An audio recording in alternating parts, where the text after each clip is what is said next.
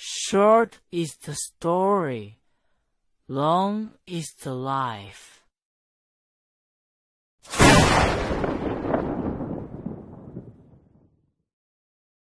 Wukong's archive presents China Urban Legends, the ruins of Yin of Anyang. Anyang sits at the northernmost edge of Hunan, with the Huan River running through the city. In terms of fame, Anyang isn't as renowned as Luoyang or Kaifeng, but in terms of history, Anyang is one of Hunan's oldest places. More than 3,000 years ago, the Shang Dynasty people built their capital here and stayed for 273 years. Back then it wasn't called Anyang. It was called Yin. Later the Shang Dynasty fell, the capital at Yin went to waste, buried into the earth and stayed buried for 3,000 years. No one knew where it was, until the end of the 19th century, when someone recognized oracle bones script on the dragon bones from a medicine shop. That place is Yinxu, the ruins of Yin. My maternal grandfather's family is from Anyang, and my second uncle works at the Angang Steel plant. Angang is not far west of Yinxu, 20 minutes by bike. In the summer of 1996, I was 15 on summer vacation, staying at my second uncle's place in Anyang for half a month. That half-month was the eeriest half-month of my entire life. Before I left, my grandfather gave me one piece of advice. When you get to Anyang, don't go picking things up along the Huan River, and whatever you do pick up, don't stuff it in your pocket. I said yes out loud, but I didn't take it to heart. A 15-year-old boy is right at the age of peak curiosity. The more you're told not to do something, the more you want to do it. My second uncle, though, didn't stop me. He said to me, "This Yinxu place, go during the day, it's a cultural relic protection zone, a patriotic education base. Go at night, and it's a whole different story." I asked what it was like at night. My second uncle gave me a look and said, "That place at night, there are people on duty." I said, "People on duty, so what?" My second uncle didn't answer. He lowered his head, smoked half a cigarette, and only then said, "The ones on duty are all locals. And locals know the rules." What rules, he didn't say. I asked twice. He still didn't say. On my third day in Anyang, my second uncle went to work, and I biked to Shaotuan village by myself. Shaotuan village sits on the south bank of the Huan River, at the heart of the palace district of the Yinxu ruins. Back in 1996, Yinxu hadn't yet applied for World Heritage status, and the Grand Museum that stands there today hadn't been built. Half of the palace district was farmland, and in the middle of the fields sat a rammed earth platform with a few cultural relic protection steels planted around it, their lettering worn blurry by wind and rain. There weren't many tourists, but there were plenty of vendors selling fake oracle bone replicas, 5 yuan apiece. They'd take ox bone, burn it, carve characters on it, age it, and pass it off to out-of-towners. I squatted in front of a stall looking for a long time. The owner was a thin, dark-skinned old man. He said, "Young man, you won't lay eyes on real oracle bones. Anything dug up belongs to the state. But if you're lucky, you can find broken bone bits in the fields. Just bend down and pick one up." When he said that, his eyes glanced deep into the farmland. That afternoon, I walked along the field ridges by the Huan River. It had just rained, and the ground was soft and wet, every step leaving a muddy print. I was looking down at the path when I suddenly noticed, in the turned-up soil along the ridge, half of something white sticking out. Looked like bone. I crouched down and dug it out. It was a bone fragment about the size of a palm, thin, yellowed, edges worn smooth. On it were carved lines, fine as hair, curving and winding. They looked like characters, but not characters I knew. I recognized it as an oracle bone. I was obsessed with Yinxu back then. I'd bought a book about oracle bone script at the Xinhua bookstore in Zhengzhou. The book said that a genuine inscribed oracle bone was worth a whole building. My heart thumped. I looked around, no one nearby, rubbed the bone fragment against my pant leg, and stuffed it in my pocket. Back at my second uncle's place, I pulled it out triumphantly to show him. He took it, turned it over and over, examined it for a long while, and his face gradually darkened. He asked, "Where did you pick this up?" I said, "By the Huan River on the field ridge." My uncle set the bone fragment on the table and said, "Put it back." I said, "Why, maybe it's a real oracle bone worth money."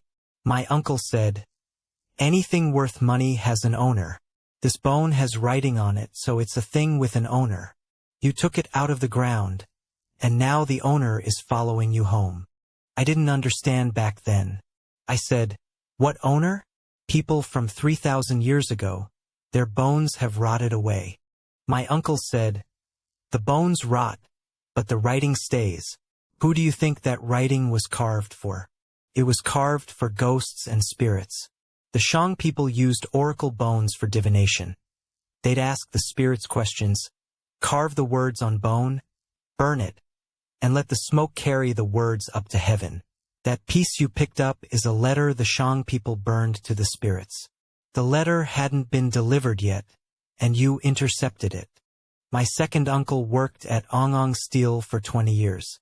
Normally he was a rough man, loud-voiced, but that night when he said this, his voice was low, each word forced out one at a time. The light in the room was dim and yellow. The wrinkles on his face ran one after another, like the carvings on an oracle bone. In my uncle's main room, against the wall, stood an old wooden cabinet, its door locked all year round. I asked him what he kept in there. He said, odds and ends he'd collected: pottery shards, copper slag, half a piece of jade. He said he never took things with writing on them and never intact things, only broken pieces, fragments, things you couldn't make out. I asked why. He said, intact things, inscribed things, those have owners. Broken, damaged things, nobody wants those. Things nobody wants, you can keep without violating the taboo. He didn't even lift his eyelids when he said it, as if stating the most ordinary thing in the world. Out loud I called my uncle superstitious, but inside I was a little spooked. That night, I put the bone fragment under my pillow and tossed and turned, unable to sleep.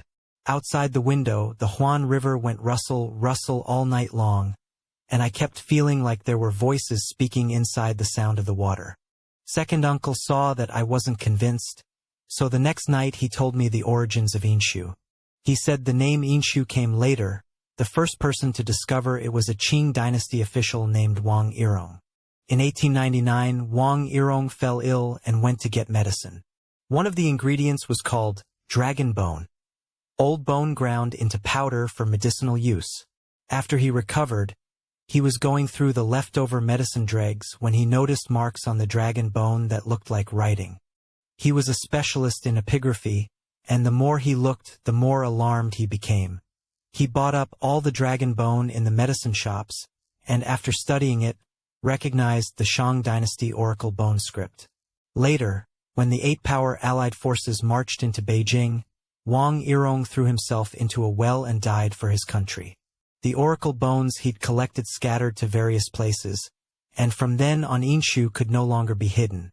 Once word got out, Anyang was in chaos.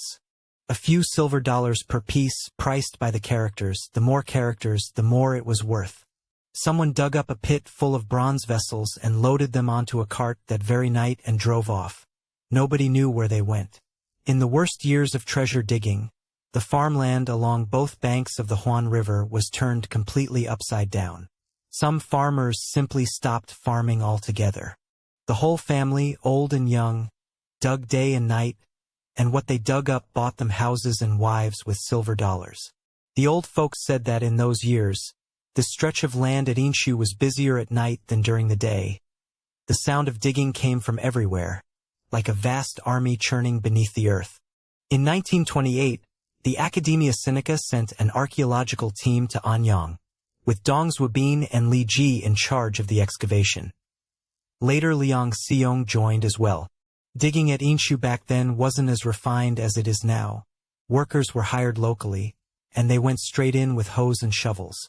After a few months of digging, they'd unearthed large quantities of oracle bones and bronze vessels, and also something else, human bones. Piles and piles of human bones. Some were stacked neatly, some were just heads, Some had the head separated from the body with cut marks on the neck. The workers were terrified and refused to dig anymore. The gentleman from the archaeological team said, "Don't be afraid. This is a 3,000-year-old sacrificial pit. What's left over from the Shang people killing living humans to offer to the gods." Back then it wasn't called archaeology. It was called treasure hunting. And the workers privately didn't call it a sacrificial pit. They called it a death pit. Second uncle said that in 1939, a villager in Wuguan village named Wu Peiwen was digging a well in his own field. He went down more than 10 meters and hit a lump of bronze. It was the famous Simua Ding, the great bronze cauldron, over 800 kilograms, cast by Shang Dynasty people. To hide it from the Japanese, Wu Peiwen buried the cauldron back in the ground, covered it with soil, and planted crops on top. When the Japanese came to search, he fooled them with a fake. Later the cauldron was brought back up and put in a museum. But second uncle said the old folks of Wuguan village still remember something else. The night Wu Peiwen found that cauldron, all the village's big livestock, the mules, horses, and donkeys, broke out of their pens all at once. They tore loose from their tethers and ran madly around the village, soaked in sweat, as if something had been chasing them all night.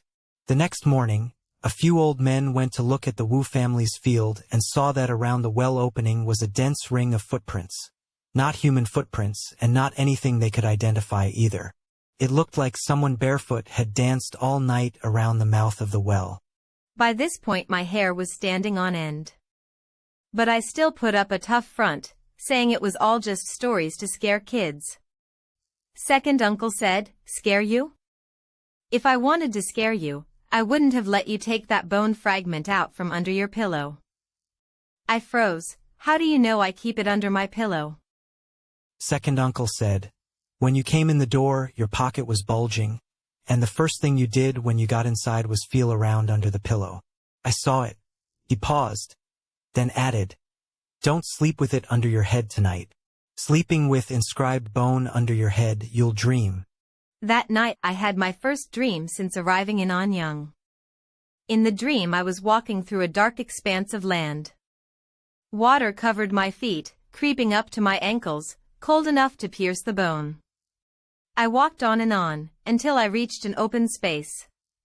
In the middle of the open space was a pit, and in the pit knelt people packed tightly together, all facing the same direction, not moving. I tried to shout, but no sound came out. Then I heard someone at the bottom of the pit call my name, clearly, unmistakably, my own name, rising up from under the earth, call after call, like someone shouting up to me from the bottom of a well. I jolted awake. It wasn't light yet. The first thing I did was reach under my pillow. The bone fragment was still there. I took it out, set it on the table, far from the bed. I didn't sleep again the rest of that night. The next day, second uncle told me about Fu House Tomb. Fu House Tomb is on the west side of the palace zone at the Yin ruins. It was discovered in 1976, and it's the only royal tomb at Yinxu that was never looted. Fu Hao was the consort of King Wu Ding of the Shang Dynasty, and also a general who led troops into battle. Oracle bone inscriptions record her commanding armies to attack the Chang people. The largest force she led numbered 13,000 men. They also record her presiding over sacrifices, asking questions of ghosts and spirits on behalf of Wu Ding. After she died, Wu Ding built her a tomb, and the grave goods were stacked in 7 layers. More than 400 bronze vessels, more than 700 jade artifacts, and countless bone implements, stone tools, and ivory objects.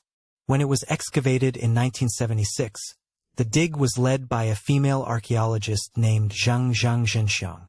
She directed the workers down layer by layer, and when they reached the bottom of the tomb, the artifacts that came out lit up the whole site. Bronzes glowing green, jades gleaming white, piled up like a small mountain.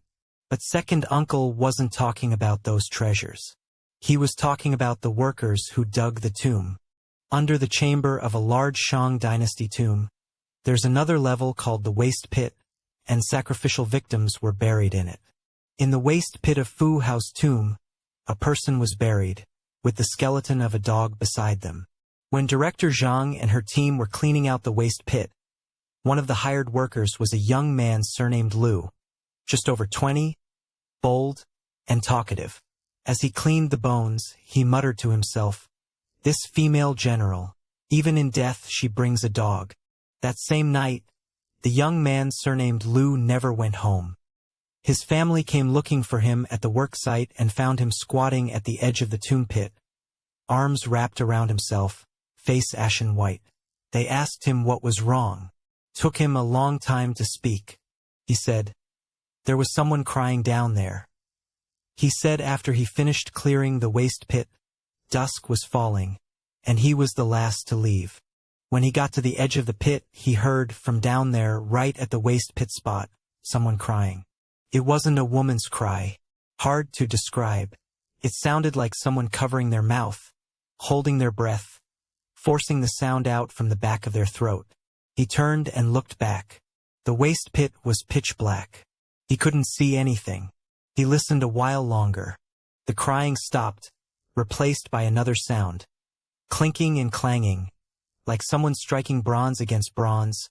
One note after another, rhythmic, like tapping on something.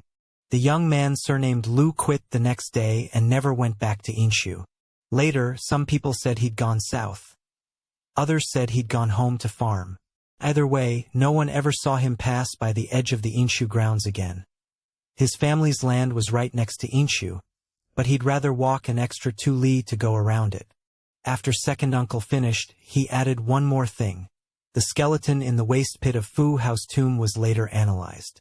It was a young man around 20 years old with binding marks on his leg bones. He had been buried alive. He said that many of the bronzes unearthed from Fu Hao's tomb are inscribed with her name, those 2 characters. Of all the oracle bones and bronze vessels excavated at Yinxu, hers is one of the few names to survive. 3,000 years ago, so many people knelt in pits, leaving no names behind. Only this female general, her name carved into bronze, still spoken across 3,000 years.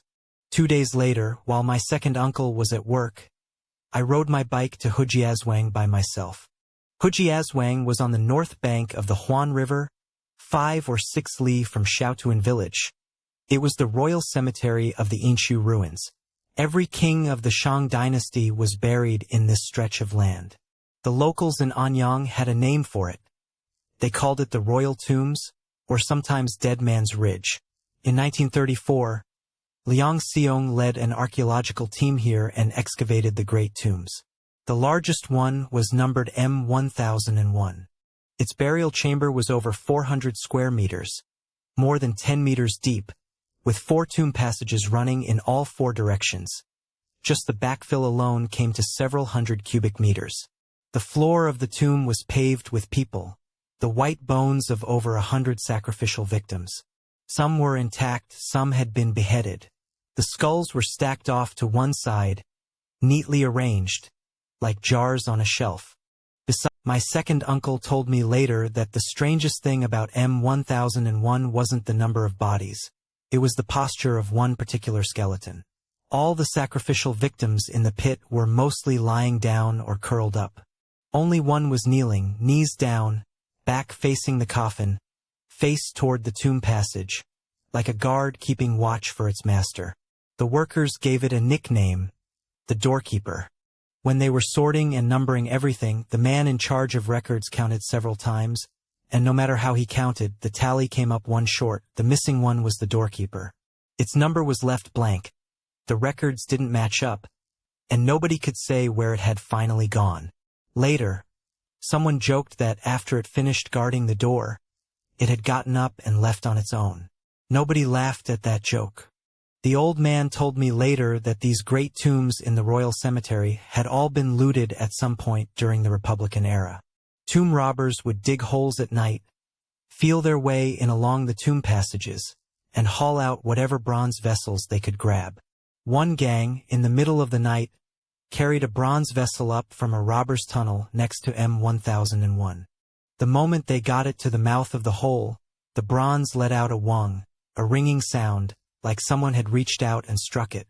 The men dropped it and ran, sprinting a full 2 li before they dared stop to catch their breath. The next day they went back to look in daylight. The tunnel was still there, but the bronze was gone. Nobody knew where it had gone. The old man said there was one man in that gang he knew personally, and he never did a tomb robbing job again. When asked why he'd quit, he said, "The things under the ground have ears."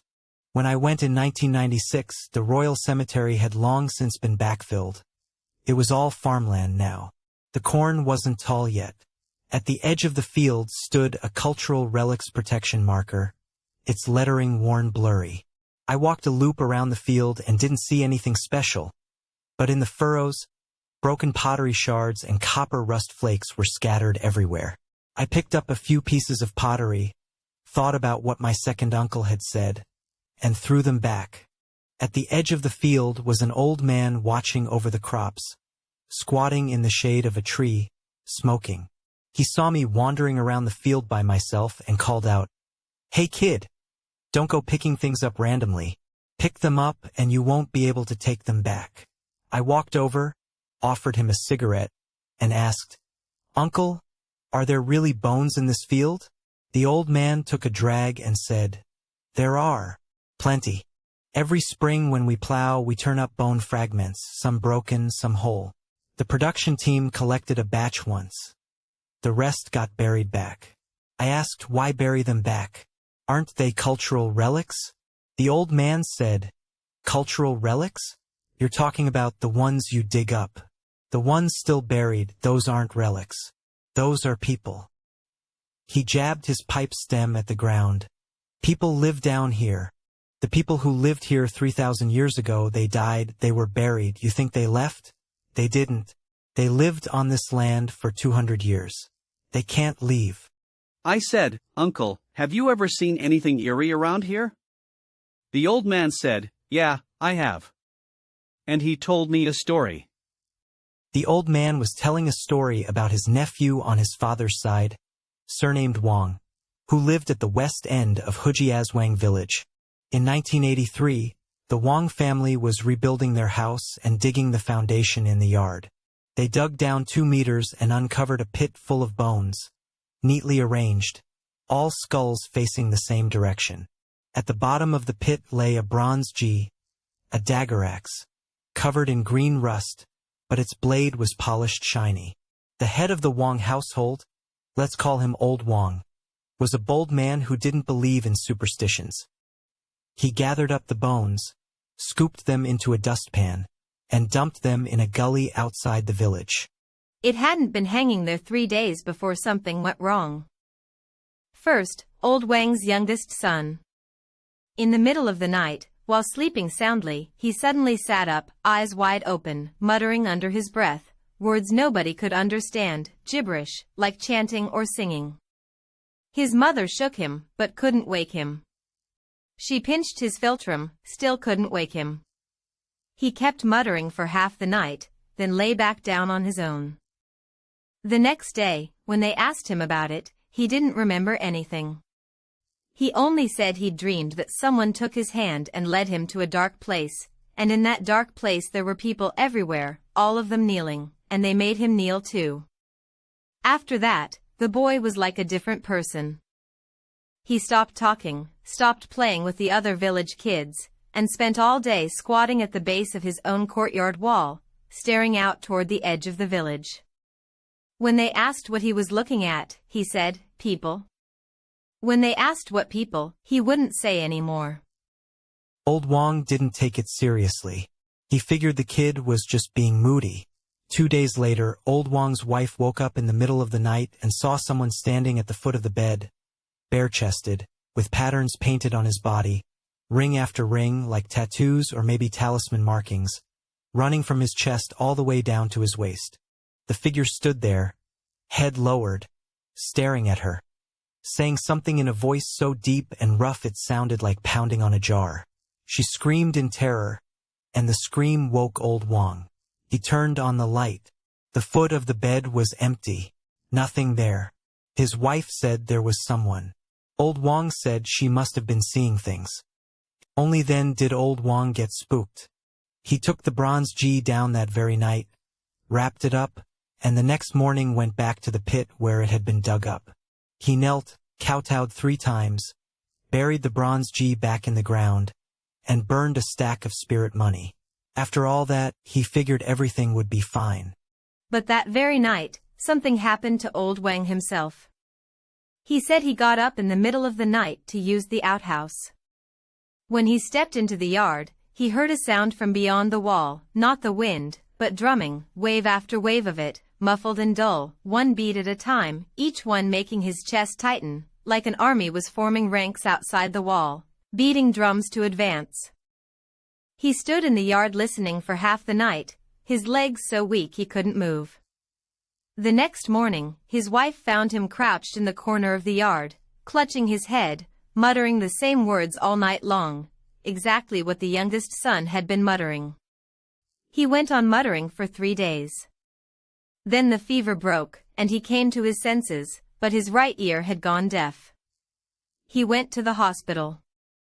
The doctor said it was sudden sensorineural hearing loss and couldn't find a cause. From then on, old Wang was left with a chronic ailment.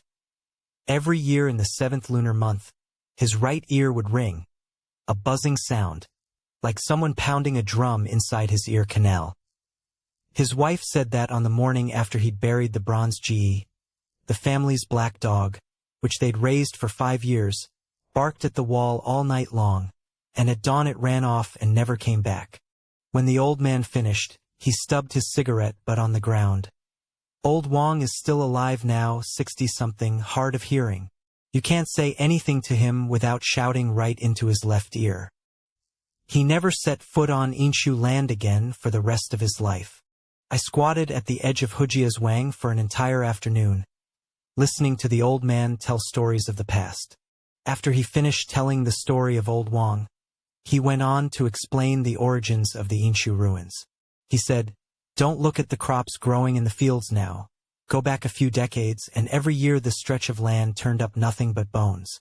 In 1950, an archaeological team opened up a large tomb at Wukong village, the one they would later call the Wukong village Great Tomb. Inside the tomb there were also sacrificial victims, lying one after another in a row, several dozen in all. One set of bones was especially strange. The posture was kneeling, knees pointing down, head tilted to one side, as if the person had been forced down by the neck to kneel in the tomb passage.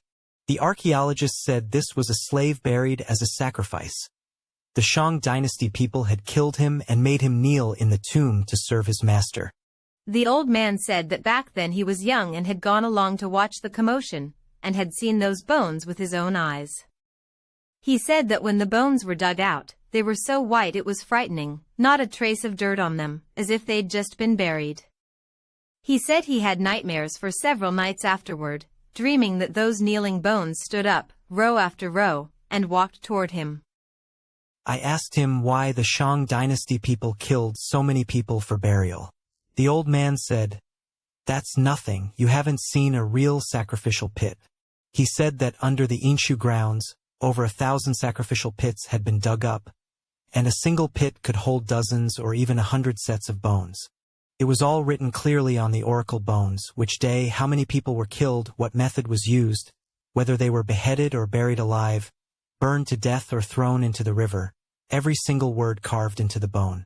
The archaeologists called it human sacrifice, saying it was the religion of the Shang Dynasty. They believed in spirits, so they offered living people to the spirits and gods, begging for their protection. The old man said the Shang people had a whole procedure for divination. First they polished the oracle bone smooth, then drilled round sockets in the back and chiseled out long grooves, then applied fire to burn it. When the bone heated up, fine cracks would appear on the front. Those were called omen cracks. The diviner would stare at the cracks to determine fortune or misfortune, and both the question asked and the outcome that came to pass were carved character by character onto the bone. A single piece of oracle bone was a conversation between a Shang person and the spirits. He said, "Look at the bones in those sacrificial pits. Some have no heads, the heads were cut off and stacked separately. Some have bound hands and feet, they were thrown into the pit alive and buried, mouths gaping wide. some bare knife marks on their bodies. They were drained of blood slowly, inch by a blade. The characters recording these things on the oracle bones are too many to count. Beheading was called Fa, dismemberment was called Zu, throwing into water was called Chun. The Shang people had all kinds of ways to kill, and every single one was recorded plainly, like keeping a ledger. The old man said, "Think about it. This place was home to people who offered living humans to the spirits. You tell me, is this place clean or not clean?" Couldn't say. That evening I rode my bike back to my second uncle's house. As I passed the Huan River bridge, fog had risen over the water. It clung to the surface of the river, a vast sheet of white. There wasn't a single person on the bridge. That night I showed the oracle bone fragment I'd picked up to my second uncle, not letting him touch it, just holding it up across the table so he could make out the characters on it. He looked at it for a long time, then said, "I don't read characters. The antique dealers do." He said the old antique dealers in Anyang had a saying, "Of all the characters on oracle bones, you might not recognize any other one, but there's one you have to recognize, the character Gue, ghost." In oracle bone script, Gue is just a person kneeling, with something pressing down on his head, like a cage clamped over him or a stone weighing him down. He said, "Think about it. When the Shang people carved this character, what did they carve it from? They carved it from something they'd seen with their own eyes. What had they seen? A person kneeling with something weighing down his head. Think hard." I thought about it, and didn't dare think any further. Second uncle said, "There's a line in the old books, what people return to is ghost. When a person dies, the place they go is ghost." But the Shang people didn't care about any of that. When they carved the ghost character, they carved what was right in front of them, a person kneeling, with something weighing down his head. He said the old folks told him that when the Shang people made sacrifices, after they killed the victims, they'd set the heads up and stack them on the altar. If you looked over from the altar's other side, those kneeling people, one after another, with what was weighing down their heads, that was the Shang people's ghosts and gods. Second uncle said the old folks in Anyang had another set of rules, all passed down from their ancestors. In the 7th lunar month, don't go to the banks of the Huan River at night. Don't go near the edges of the Yinxu ruins. If you find bones in the fields, whether human or animal, you must bury them back the same day. If you find something with writing on it, whether oracle bone or bronze, put it back exactly where it was. Kowtow once and then leave. He said these rules are no longer talked about by young people, but the old generation still keeps them. Those who keep the rules live safe all their lives. Those who don't, like old Wang, something always goes wrong sooner or later. He said in Anyang, on the Ghost Festival, the 15th of the 7th month, people set river lanterns adrift on the Huan River. Little boats made of paper, with a single candle at the bow, set loose on the current, one after another, until the whole river was covered with them. The old folks said the river lanterns were to show the people down below the way, letting them follow the lights so they wouldn't get lost and wouldn't come up either. Second uncle said when he was a kid, he went with the adults to set lanterns on the Ghost Festival, and he saw one lantern drift to the middle of the river and suddenly go out, as if someone from beneath had blown it out. Everyone on the river saw it, but nobody said a word. They packed up their things and silently went home. He asked his father why that lantern went out. His father said, "Someone down below needed a lantern. He took it to use."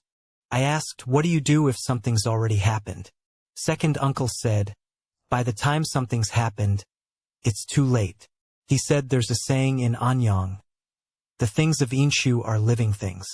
If you invite one out of the earth, it demands you serve it for the rest of your life." I said, "So if I bury the bone fragment back, everything will be fine, right?" Second uncle said, "Burying it back is the first step. Before you bury it back, don't let it spend the night, don't let it see moonlight, don't let it touch anything else." He finished speaking and glanced at me. "Tonight, put it on the windowsill. There's moonlight on the windowsill." I asked why. Second uncle said, "A bone with writing on it is a letter the Shang people used to speak with ghosts and gods. You've had it under your pillow for a night. Whatever's on it has already gotten on you. Let the moonlight shine on it for one night, let the words dry out, and bury it back tomorrow morning. Maybe there's still time. That night, I put the bone fragment on the windowsill. The moonlight was a sickly white, shining on the bone, and the incised marks on it, stroke after stroke, were clearly visible. I stared at those marks for a long time, and the longer I looked, the more those crooked lines looked like little kneeling figures, one after another. I turned over, buried my face in the pillow, and didn't dare look again. The next morning, my second uncle said he'd taken half a day off to take me bury the bone fragments. He rode his bike with me on the dirt road behind the village, going around Hujiazwang and Xiaotuan, until we reached a stretch of empty riverbank along the Huan River. The bank was covered in cobblestones, and the water was shallow enough to see the riverbed. My second uncle told me to take out the bone fragments, place them on a dry rock, and kneel facing north. I knelt and he said kowtow 3 times. I did. He pulled a handful of yellow paper from his pocket, lit it and circled it around the bone fragments 3 times. The ashes fell on the water and were carried away.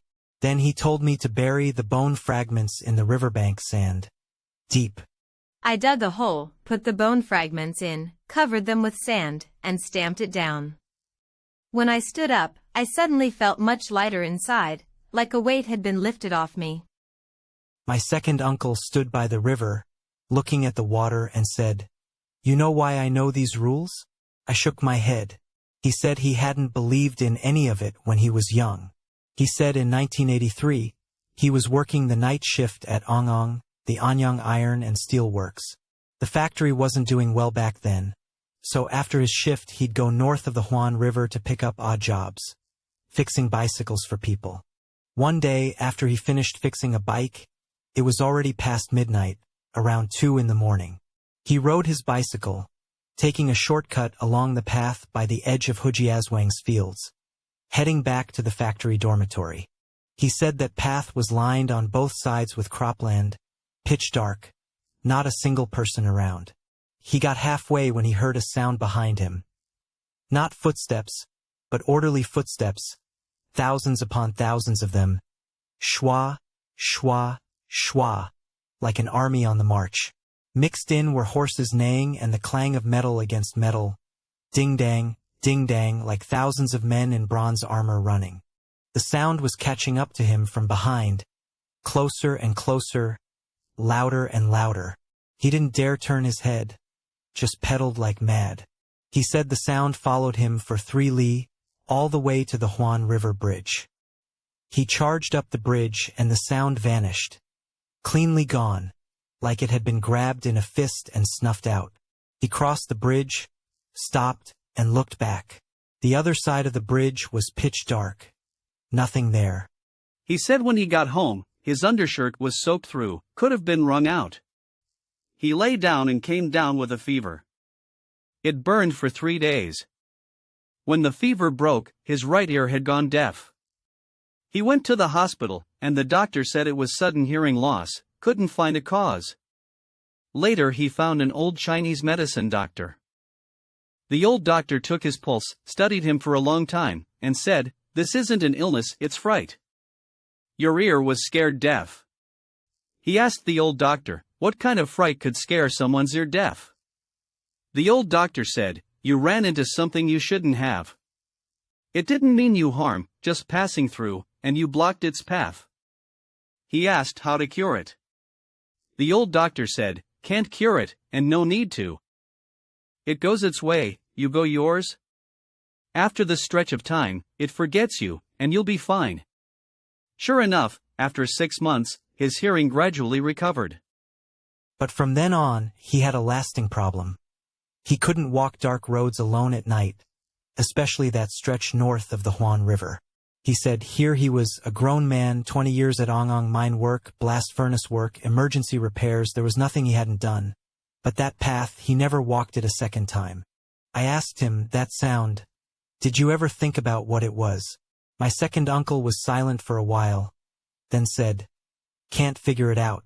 The old folks in Anyang say there's an army buried underneath. not buried, but standing. They said when the Shang Dynasty kings died, they didn't just bury people, they buried chariots, horses, weapons, whole squads of soldiers so they could keep serving their master in the underworld. What you heard was them drilling. 3,000 years of drilling, every single night, rain or shine. I stood on the riverbank, listening to my second uncle finish, and chills ran down my back again and again. I looked where I'd buried the bone fragments. The sand was smooth, nothing to see. That night, I dreamed again. In the dream, I stood on a pitch-black open field. There was a moon in the sky, pale and ghastly white, casting patches of white light across the ground. In front of me was a deep pit. Grass grew along its edge. At the bottom, people were kneeling in dense rows, all facing one direction, motionless, like a field of kneeling stones. Beside the pit stood a man, bare-chested, with patterns painted on his body. Ring after ring, from his chest all the way down to his waist. In his hand he held a bronze dagger axe, its blade glinting green under the moonlight. He turned around and looked at me. He had no face. Where his face should have been was a bone plate, pale white, with characters carved into it. Stroke after stroke, twisting and curving, like the incisions I had seen on the oracle bones. He beckoned to me, and from his mouth came a string of sounds, like singing, like chanting a spell. I couldn't understand a single word, but I remembered the tune. A low, moaning sound, like wind blowing across an empty jar. He beckoned 3 times, and I found myself walking forward. My feet wouldn't obey me, step by step, toward the pit. The people kneeling in the pit raised their heads one by one, all facing me. I couldn't count how many there were. A dense, dark mass. I reached the edge of the pit. He raised the bronze dagger axe and made a gesture above my head. I woke up in terror. When I came to, I found myself not in bed. I was kneeling beside the bed, my knees pressing against the cold concrete floor, my head facing the window. Outside the window, it was pitch dark, facing the direction of the Huan River. My face was wet. I touched it, it was tears. I didn't remember crying. I slowly got up, my legs too weak to stand. I turned on the light. The room was empty, and second uncle's snoring came from next door. I looked at the windowsill, the bone fragment was gone, buried yesterday. But I couldn't shake the feeling that something in the room was still there. I couldn't explain it, just that I felt a pair of eyes watching me. The next morning, I couldn't help it, I hummed the tune from my dream to second uncle. He was squatting in the yard washing his face. When he heard me, his hand froze. He asked, "Who taught you that?" I said, "From my dream." He stared at me for a long moment, then said, "This tune, when I was little, I heard the old folks in the village sing it. It's a funeral tune, used to send the dead on their way. Nobody can sing it anymore." He paused, then said, "You knowing this tune is not a good thing." The next day, I told second uncle about the dream.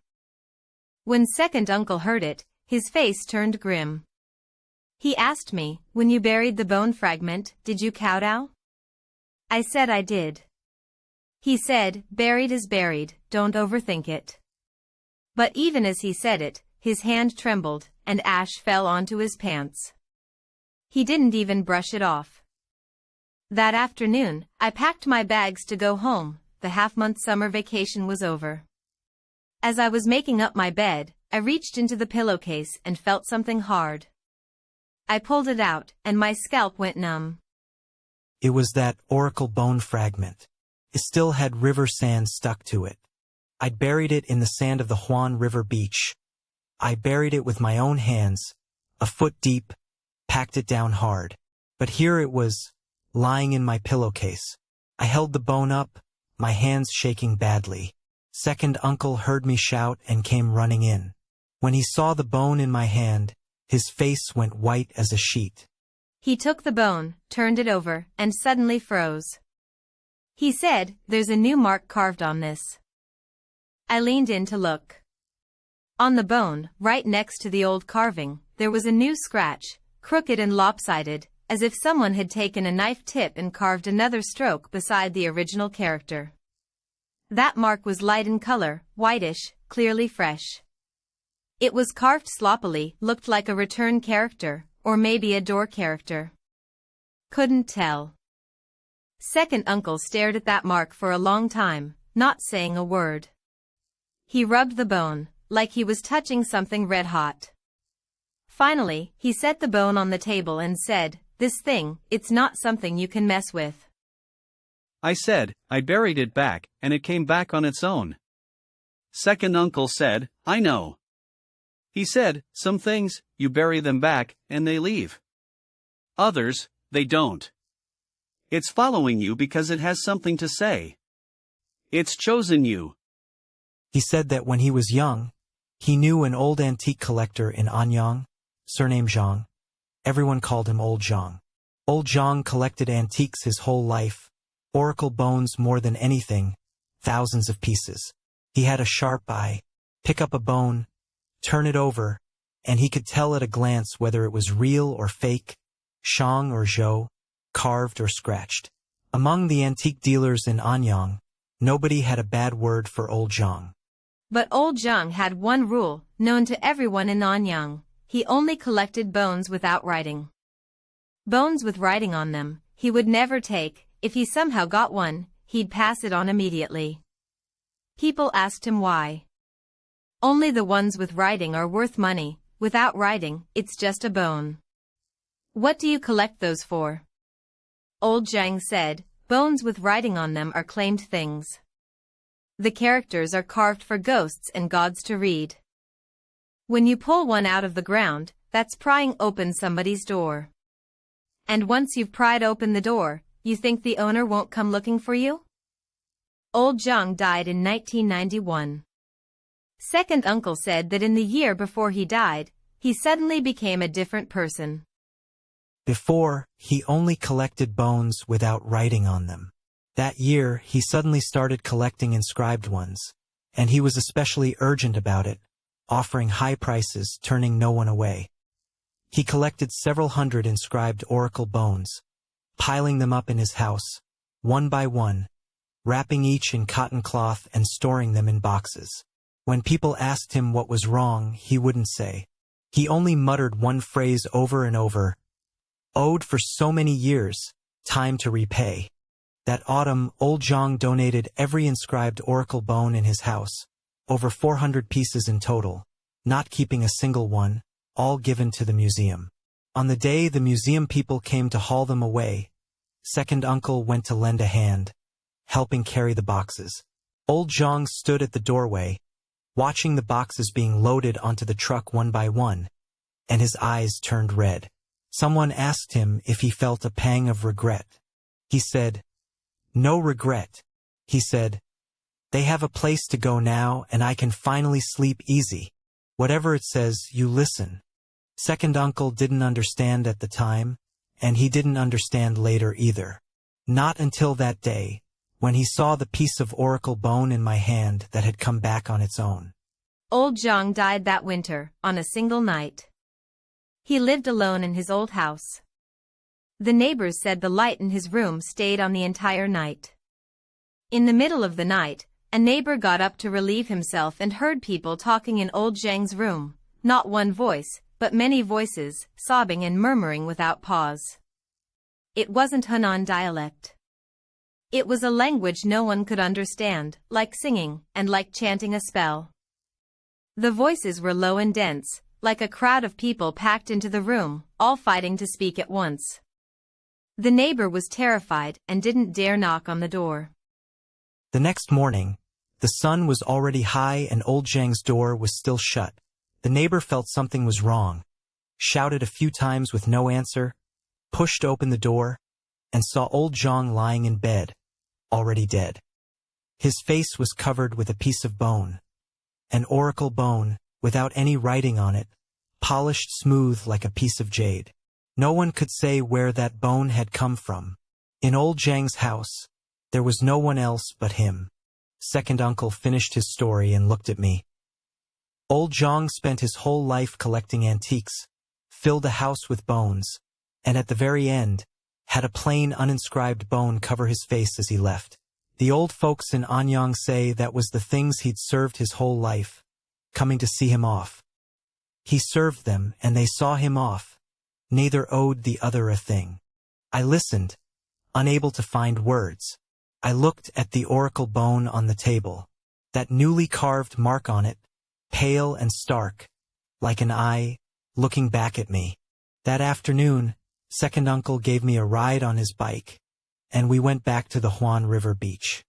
This time, I did the burying myself. Following second uncle's instructions, I kowtowed 3 times facing north, then buried the bone fragments in the sand, deeper than last time. After burying them, I pressed a stone on top. Second uncle stood nearby, watching me finish all of it without saying a word. After I was done, I didn't rush to leave. I squatted on the riverbank and waited a little longer. I didn't know what I was waiting for either. The wind blew over from the river, carrying a smell of earth. As we started walking back, I heard the Huan River behind us. The sound of the water suddenly grew louder. Splash, splash, like countless people wading through the river. I didn't turn around. Second uncle didn't turn around either. One behind the other, we crossed the riverbank, crossed the field ridges, and it wasn't until we reached the main road that I dared to look back. There was nothing on the riverbank, just the wind and a stretch of gleaming white pebbles. That evening, second uncle made an exception and cooked 2 dishes, opened a bottle of liquor, and shared a cup with me. He drank slowly and spoke little, saying only this: things from the earth, if they're not yours, they're not yours. I nodded. He set down his cup and added, in your whole life, you might only run into something like this once. If you hit it, it's a lesson. If you dodge it, it's a blessing. He said nothing more. The next day, I took the train back to Zhengzhou. After the semester started, I never went back to Anyang again. Many years later, I saw on TV the news that Yinxu had been successfully inscribed on the World Heritage List. In 2006, Yinxu was added to the UNESCO World Heritage List. Thousands of tourists came every day. The museum was built grand and impressive, and in the glass display cases, row after row of white bones, lit up with lighting, accompanied by explanatory placards, human sacrifice pits, Shang Dynasty, 13th century BC. Tourists held up their phones, took photos, posted them on social media, saying it was shocking, saying it was worth the visit. I watched the TV and suddenly remembered second uncle's words. He said those bones, row after row, kneeling ones, lying ones, beheaded ones, buried alive ones. Every one of them had a name and a story. Archaeologists can count their ages, test their DNA, find out what they ate and what diseases they had in life. But no one knows their names. What's carved on the oracle bones is only the record of their killing, not their own names. 3,000 years ago, people buried them in the earth to serve their masters. 3,000 years later, people dug them up, put them in display cases, and let tourists come look. The place where they knelt for 3,000 years has changed, from beneath the earth to inside a glass cabinet. Only that ghost character on the oracle bone, that kneeling person with something pressing down on their head, is still kneeling on their behalf. The story's finished. What do you think?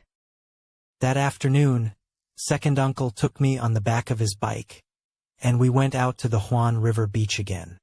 This time, I did the burying myself.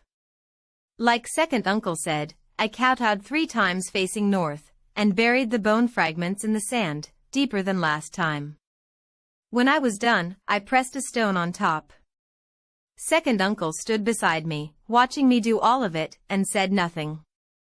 After I finished burying, I didn't hurry to leave. I squatted on the riverbank and waited a little longer. I didn't know what I was waiting for either. The wind blew in off the river, carrying an earthy smell. On the way back, I heard the Huan River behind us. The sound of the water suddenly grew louder, huala huala, like countless people wading through the river. I didn't look back. Second uncle didn't look back either. One in front, one behind, we crossed the riverbank, crossed the field ridges, and only when we reached the paved road did I dare glance back. There was nothing on the riverbank, only the wind, and a stretch of bright white pebbles. That evening, second uncle broke his rule for once, stir-fried 2 dishes, opened a bottle of liquor, and shared a small cup with me. He drank slowly and said little, just one line, "What's in the ground? If it isn't yours, it isn't yours." I nodded. He set his cup down and added, "In your whole life, you might run into something like this only once. If you hit it, it's a lesson. If you dodge it, it's a blessing." He said nothing more. The next day, I took the train back to Zhengzhou. After the semester started, I never went to Anyang again. Many years later, I saw on TV the news that Yinxu had been successfully nominated for World Heritage status. In 2006, Yinxu was added to the World Heritage list, thousands of tourists a day, a grand museum, and in the glass display cases, rows upon rows of white bones, with lighting, with placards, human sacrifice pits, Shang Dynasty, 13th century BC. Visitors held up their phones, took pictures, posted to their moments, saying it was awe-inspiring, saying it was worth the trip. I watched the TV and suddenly remembered what second uncle said. He said those bones, row after row, the kneeling ones, the lying ones, the beheaded ones, the ones buried alive, every one of them had a name and a surname. Archaeologists can work out how old they were, test their genes, find out what they ate and what illnesses they had during their lifetimes. But no one knows their names. All that's carved on the oracle bones is the record of their killing, not their own names. 3,000 years ago, someone buried them in the ground to serve their masters. 3,000 years later, someone dug them out and put them in display cases for tourists. The place where they knelt for 3,000 years has changed, from beneath the earth into the glass cases. Only that Gui character on the oracle bone, that kneeling person with something pressing down on his head, is still kneeling for them. The story's finished. What do you think? If you enjoyed this story, please like and subscribe. New urban legend every day. If you enjoyed this story, please like and subscribe. New urban legend every day.